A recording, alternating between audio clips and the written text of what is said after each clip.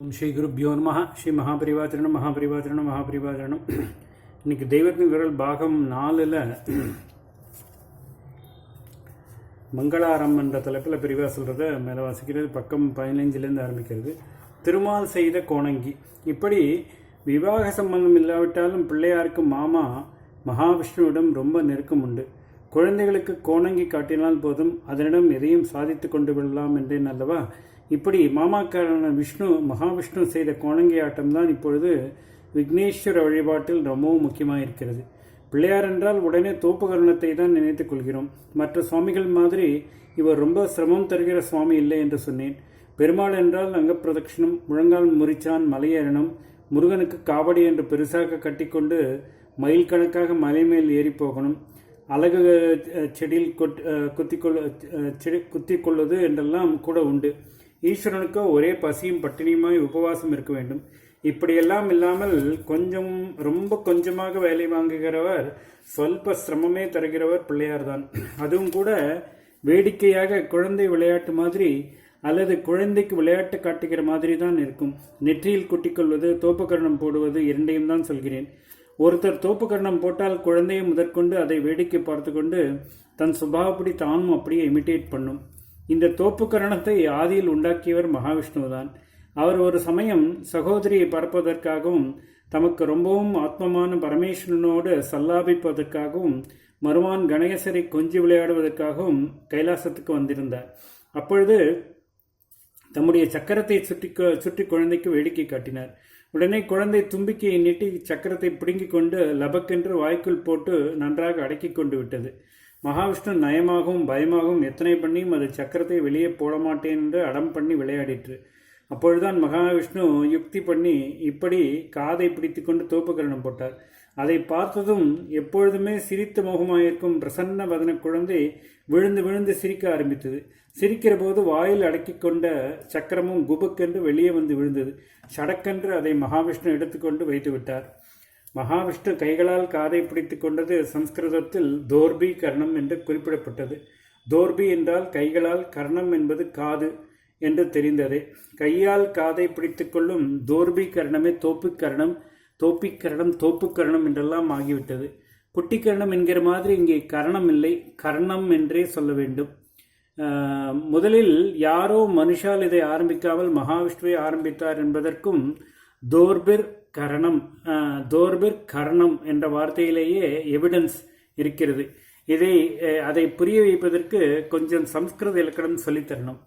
Tamil, English முதலான பாஷைகளில் ஒருமை, பன்மை, சிங்குலர், புளூரல் என்று 2 தான் இருக்கின்றன. ஒன்றுக்கு மேற்பட்ட எல்லாம் பன்மை, புளூரல் என்று வைத்து விடுகிறோம். சம்ஸ்கிருதத்தில் மட்டும் ஏகவச்சனம், திவ்யவச்சனம், பகுவச்சனம் என்று 3 இருக்கின்றன. ஏகவச்சனம் என்பது ஒருமை, திவ்யவச்சனம் என்பது தமிழிலும் இங்கிலீஷும் இல்லாதது. அதை இருமை என்று வேண்டுமானால் சொல்லலாம். 2 பேர் அல்லது 2 வஸ்துவை மட்டும் அது குறிக்கும். 2க்கு மேலே போகிற எல்லாம் பகுவசனம். சிவம், சக்தி, பரமாத்மா, ஜீவாத்மா, பகவான், பக்தன், சதி, பதி, குரு, சிஷ்யன் என்றிப்படியும் ஒரு மனுஷ ஜீவனை எடுத்துக்கொண்டால் அவனுக்கு 2 கண், 2 காது, 2 கை, 2 கால் என்றெல்லாம் இருப்பதாலேயோ என்னவோ 2 என்பதற்கு தனி ஸ்தானம் தந்து த்விவச்சனம் என்று ஒன்றை வைத்திருக்கிறது. மனுஷர்களால் தோப்புக்கரணம் ஆரம்பிக்கப்பட்டிருந்தால் கைகளால் காதை பிடிப்பது என்பதில் கைகளால் என்பதற்கு திவ்யவச்சன வார்த்தை தான் இருக்க வேண்டும். ஏனென்றால் மனுஷனுக்கு இருப்பது 2 கைதானே. தோஸ் என்பது கை. முதல் வேற்றுமை ஒருமையில் ஒரு கையை தோ என்க வேண்டும். கைகளால் என்பது 3ஆம் வேற்றுமை. ஒரு கையால் என்பதற்கு தோஷா என்று சொல்ல வேண்டும்.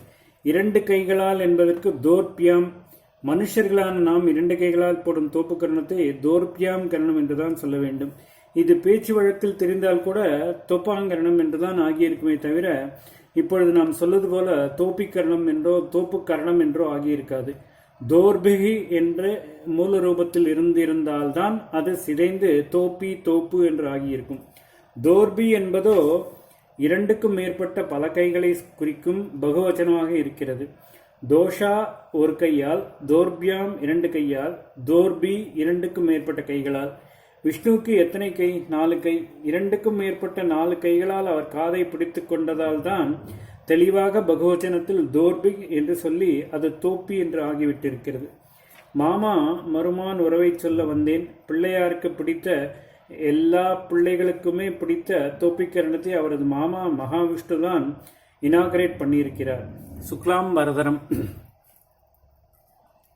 சுக்லாம் பரதரம் ஸ்லோகம் எதற்கு ஆரம்பத்தில் சொல்கிறோமோ அதிலே ஒரு பெரிய வேடிக்கை என்னவென்றால், அதில் பிள்ளையாருடைய பெயர் எதுவுமே வரவில்லை. கணபதி, கணேசர், விநாயகர், விக்னேஸ்வரர் என்ற மாதிரி அவருக்கே ஏற்பட்ட பெயரோ, பெற்றோரை வைத்து ஏற்பட்ட சிவாத்மஜன், கௌரீசுதன் என்ற மாதிரி பெயரோ, அவருடைய வாகனம், ஆயுதம், இஷ்டமான வஸ்து ஆகியவைகளை வைத்து ஏற்பட்ட மூஷிக வாகனர், பாசஹஸ்தர், மோதகப்பிரியர் முதலான ஏதோ ஒன்று பெயரோ, அவரது லூபலட்சணங்களை குறிக்கிற பெயர்களான கஜமுகர், ஏகதந்தர், லம்போதரர், தொங்கும் தொந்திக்காரர் முதலானதுகளில் ஏதோ ஒன்றோ அல்லது அவரது லீலைகளை வைத்து ஏற்பட்ட ஏராளமான பெயர்கள் எது ஒன்றுமோ சுக்லாம்பரதர ஸ்லோகத்தில் வரவில்லை. சொல்லி பாருங்கள்.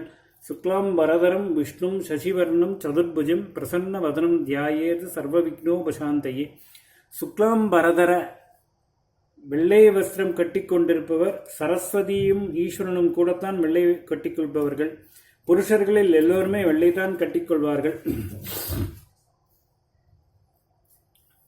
வித்தியாசமாக மஞ்சள் சிவப்பு கட்டிக்கொள்கிற சுவாமிகளை பீதாம்பரதாரி, ரக்தாம்பரதாரி என்றெல்லாம் சொன்னால் அது அவர்களைத்தான் ஸ்பெஷலாக குறிக்கிறது என்பது போல சுக்லாம்பரதர் என்பது பிள்ளையாரை மாத்திரம் குறிப்பிடவில்லை. ஓம் ஸ்ரீ குருபியோ நமஹ. ஸ்ரீ மகாபிரிவாஜனம் மகாபிரிவாஜனம் மகாபிரிவாஜனம்.